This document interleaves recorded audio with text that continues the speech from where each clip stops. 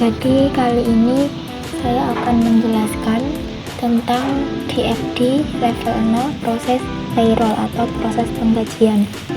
Jadi yang pertama di sini ada entitas, yang mana ada dua entitas. Yang pertama itu ada karyawan, kemudian ada HRD. Kemudian untuk prosesnya itu ada proses payroll. Nah, jadi langkah-langkah alurnya itu yang pertama, karyawan itu memberikan data jam kerja, kemudian memberikan juga data lemburnya, kemudian diproses oleh sistem payroll. Nah, kemudian dari sistem ini mengarsipkan data karyawan, tarif gaji, dan juga jam kerja atau lembur pegawai. Kemudian setelah proses payroll ini selesai, langkah selanjutnya itu payroll akan menghitung gaji karyawannya. Jadi setiap karyawan itu dihitung gajinya masing-masing sesuai dengan tarif gaji dan jam kerja atau lemburnya. Kemudian setelah selesai proses payroll, sistem payroll akan menerbitkan sebuah rekapan slip gaji yang akan diberikan kepada pihak HRD. Selain menerbitkan rekap slip gaji, sistem payroll juga menerbitkan sebuah laporan gaji yang akan diberikan juga kepada HRD. Nah, kemudian dari pihak HRD ini akan membuat pembukuan, persetujuan, dan lain-lainnya. Nah, kemudian dari rekapan slip gaji dan laporan gaji ini, HRD ini mengarsipkan slip gaji dan laporan gajinya. Kemudian slip gaji tersebut juga akan diberikan kepada setiap karyawan. Jadi setiap karyawan nanti setelah mengirimkan data jam kerja dan lemburnya, kemudian diproses oleh sistem payroll dan diberikan kepada HRD, ini nanti slip gaji yang sudah diterbitkan oleh HRD ini akan diterima kembali oleh karyawan. Nah, jadi itu tadi adalah DFD level 0 dari proses sistem payroll atau sistem penggajian.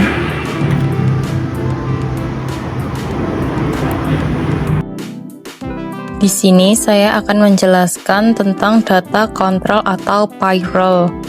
Yang pertama, verifikasi data absensi dan lembur. Untuk yang pertama, jenis kontrol yaitu deteksi atau detektif. Yang kedua, tujuannya yaitu memastikan jam kerja dan lembur sesuai data absensi yang nyata. Yang ketiga, bukti yang diperiksa yaitu rekap absensi atau fingerprint dan formulir lembur yang ditandatangani atasan. Yang kedua yaitu persetujuan atau approve payroll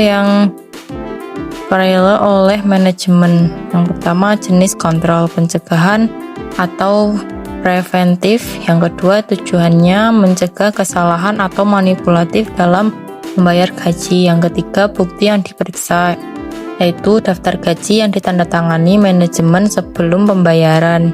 Yang ketiga, rekonsiliasi pembayaran gaji. Yang pertama, jenis kontrolnya deteksi dan korektif. Yang kedua, tujuan menemukan dan memperbaiki selisih antara daftar gaji dan pembayaran aktual.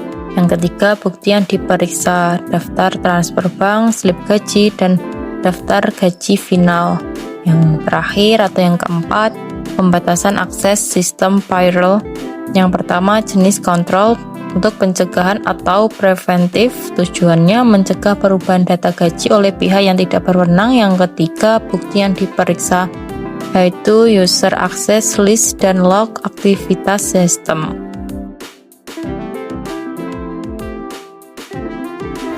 Kami dari kelompok 5 Sistem Informasi Akuntansi.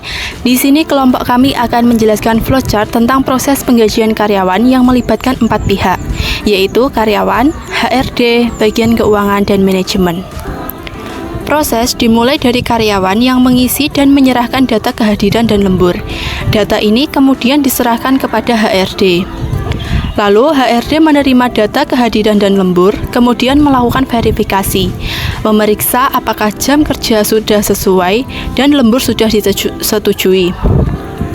Setelah data diverifikasi, jika data tidak valid maka dikembalikan lagi ke HRD, dan jika valid maka mengirimkannya ke bagian keuangan. Bagian keuangan menerima rekap data dari HRD, lalu menghitung gaji karyawan. Setelah perhitungan selesai, bagian keuangan membuat slip gaji, lalu dikirimkan ke bagian HRD untuk disetujui. Jika slip gaji tidak disetujui, maka dikembalikan ke bagian keuangan. Dan jika disetujui, maka dikirimkan ke bagian manajemen. Lalu, manajemen menerima laporan pembayaran gaji dari bagian HRD yang sudah disetujui. Setelah itu, proses transfer gaji ke rekening karyawan. Lalu, bagian manajemen membuat bukti transfer dan laporan bulanan. Dokumen bukti transfer dikirimkan ke bagian karyawan sebagai bukti sudah digaji. Lalu, dokumen laporan bulanan diarsipkan oleh manajemen sebagai dokumen internal perusahaan.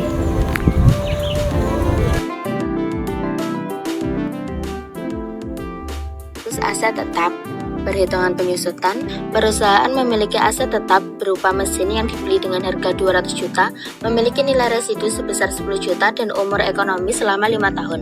Perusahaan menggunakan metode garis lurus straight line method untuk menghitung penyusutan. Karena metode ini dianggap paling sederhana dan mencerminkan penurunan nilai aset secara merata setiap tahunnya. Rumus metode garis lurus, beban penyusutan per tahun sama dengan harga peroleh dikurangi nilai residu dibagi umur ekonomis. Jadi 200 juta dikurangi 10 juta dibagi 5 sama dengan 38 juta. Artinya beban penyusutan mesin adalah 38 juta per tahun. Selama 2 tahun pertama, total penyusutan yang telah dibebankan adalah 38 juta kali 2, sama dengan 76 juta. Sehingga nilai buku mesin pada akhir tahun kedua dapat dihitung sebagai 200 juta dikurangi 76 juta sama dengan 124 juta. Jadi, sampai akhir tahun kedua, mesin tersebut memiliki nilai buku sebesar 124 juta.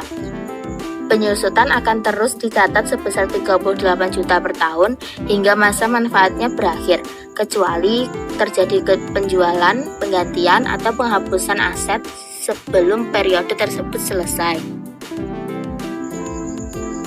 Jualan aset. Perusahaan menjual mesin yang sebelumnya dibeli dengan harga 200 juta. Mesin tersebut telah digunakan selama 2 tahun dengan beban penyusutan sebesar 38 juta per tahun berdasarkan metode garis lurus.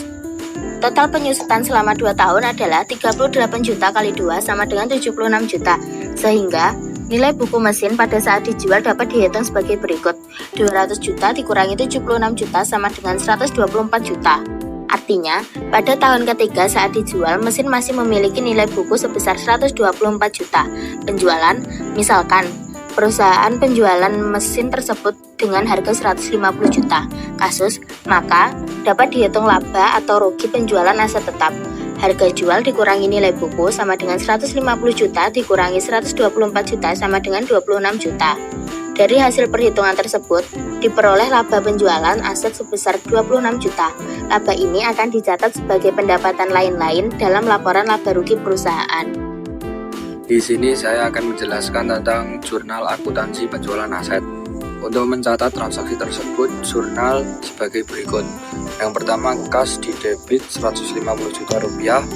Kedua, akumulasi penyusutan mesin di debit 76 juta rupiah. Ketiga, mesin di kredit 200 juta rupiah. Yang keempat, laba penjualan aset di kredit 26 juta rupiah. Dengan demikian, transaksi penjualan mesin menghasilkan laba sebesar 26 juta dan seluruh nilai aset beserta akumulasi penyusutannya telah dihapus dari pembukuan perusahaan. Selanjutnya, penghapusan aset. Pada poin ini, perusahaan melakukan penghapusan atau disposal terhadap mesin yang telah habis masa pakainya. Aset tersebut awalnya dibeli dengan harga perolehan 200 juta rupiah, memiliki nilai residu 10 juta rupiah, dan umur ekonomis selama 5 tahun. Metode penyusutan yang digunakan adalah metode garis lurus, dengan beban penyusutan sebesar 38 juta per tahun. Langkah perhitungan, selama 5 tahun mesin tersebut telah disusutkan penuh. 38 juta dikali 5 sama dengan 190 juta. Sehingga pada akhir tahun kelima nilai buku mesin adalah 200 juta dikurangi 190 juta sama dengan 10 juta. Artinya setelah masa manfaat berakhir, nilai buku mesin sama dengan nilai residu sebesar 10 juta. Kasus penghapusan, apabila mesin tersebut dihapus atau dibuang tanpa adanya nilai jual atau kompensasi, maka perusahaan mengalami kerugian sebesar nilai buku mesin. Karena aset tersebut sudah tidak memberikan manfaat ekonomi, rugi penghapusan aset sama dengan 10 juta. Selanjutnya, jurnal penghapusan aset.